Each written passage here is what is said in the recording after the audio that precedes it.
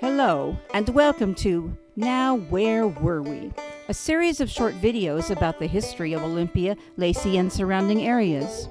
Your host for this program is Deborah Ross. In this series, Deb takes us to locations that inform us about the history of our community. She also visits with local historians. We welcome your feedback and suggestions.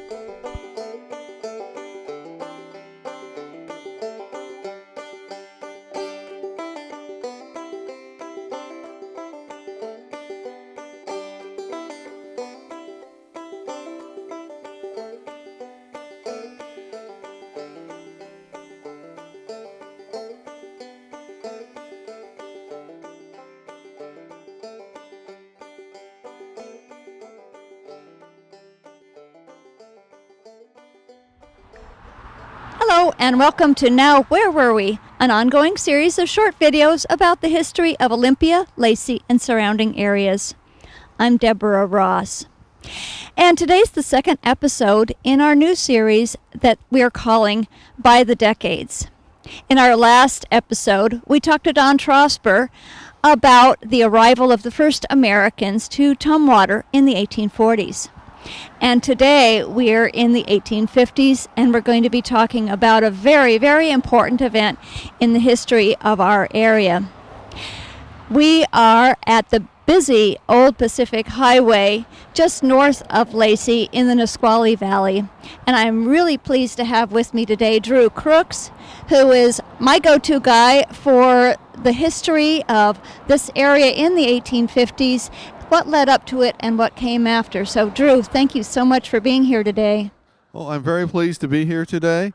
And the 1850s was a crucial decade in the history of Washington and Thurston County. This monument here commemorates the Medicine Creek Council. In the 1850s, 1853, Washington became a territory. Governor Isaac Stevens came here, and one of his first duties as the original Washington territorial governor was to conduct a series of councils with Native Americans throughout Washington to buy the land from the Native Americans so it could be given or sold to American settlers. Medicine Creek Council, which was about a mile away from here, where the Nisqually Wildlife Refuge is, that was the site of the council. That was in December 1854. And how many tribes were represented at the council, Drew? The council actually had about 660 Indians attended, and they were members of what are now known as the Nisqually Tribe, the Squaxin Tribe, and the Puyallup Tribe. Were there other treaty negotiations going on about that same time? This was the first council held. After this, Isaac Stevens went on to other councils and other treaties through the whole of Washington Territory. So set the stage for us about what happened a mile north of here, how it came about, and what happened at the site. Well, it was actually an encounter between two different worlds. Governor Isaac Stevens led a delegation of representing Washington Territory and the United States government of the settlers, and they met with Native Americans from this area at the Medicine Creek area. And for 3 days they met. They negotiated a treaty which was signed on the last day, which would be December 26, 1854. Now, there's some controversy about whether and to what extent it actually was signed by members of the tribe. Yes, that's true. According to the official records, the treaty was officially signed with the X by the Native Americans, all 62 leaders. But there is much evidence to suggest that a number of the leaders, particularly the famous Chief Leschi, perhaps his brother Quamuth too, did not sign it, and that the X's were forged on the treaty. So it's possible that, at least with respect to those tribes, that treaty might not even have effect. Is that right? Well, yes and no. The thing is, the treaty was I say the word negotiate with great flexibility, because it really was imposed by the U.S. government through Isaac Stevens. And it created the reservation system, in which most of the land was purchased by the U.S. government, creating 3 reservations for the Native Americans, and a number of the Native Americans did not like the terms of the treaty, including Chief Leschi. And why didn't they like it? The one was Isaac Stevens drove a very hard bargain. Basically 2,240,000 acres in what is now all of Thurston County, all of Pierce County, part of King County, and part of Mason County were sold for $32,500 in goods. The goods were paid over 20 years.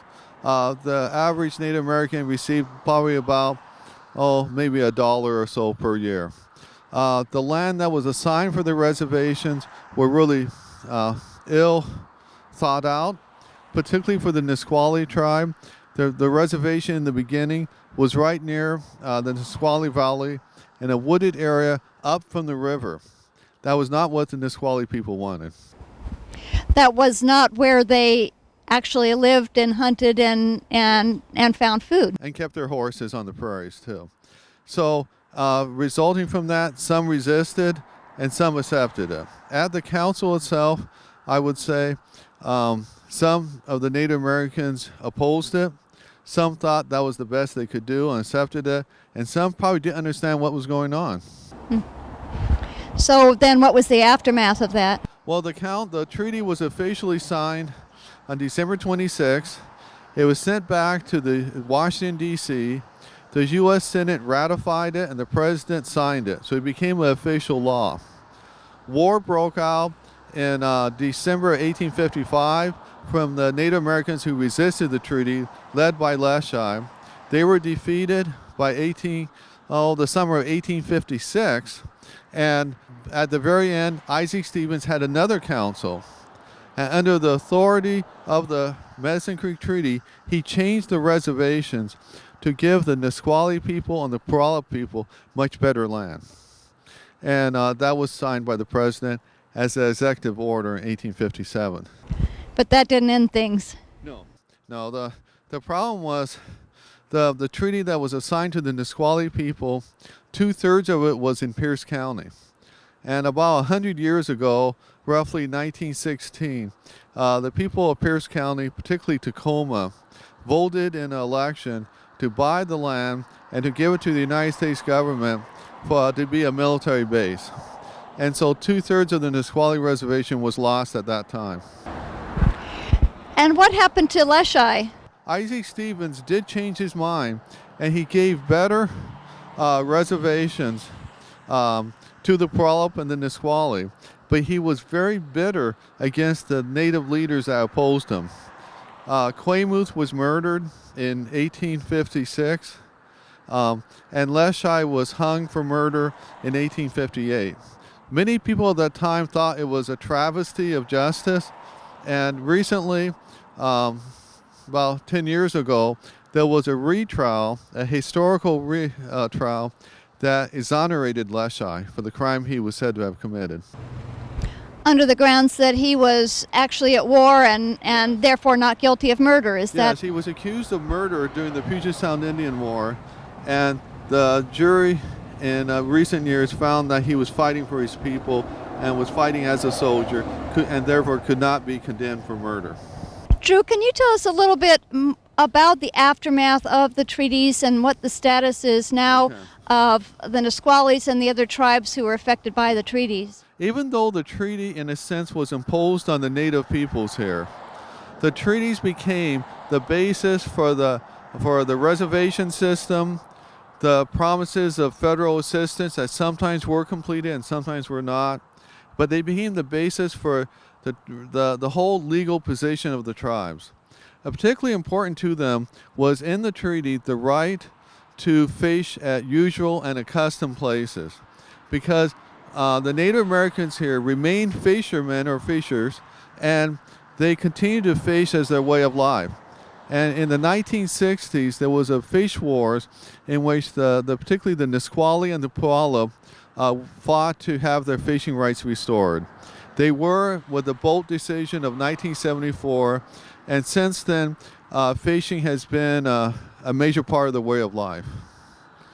So not all was lost with the treaty. The Nisquallies and the Puyallups did end up with some rights that for some period of time they were thought to have lost. I've been to the Nisqually Tribal Center, and they have on display a sign saying they're a Medicine Creek Nation. They realized the treaty was imposed on them. It was unfair in many ways, but it did establish legal rights for them, which they have fought to preserve, and they still have those rights today.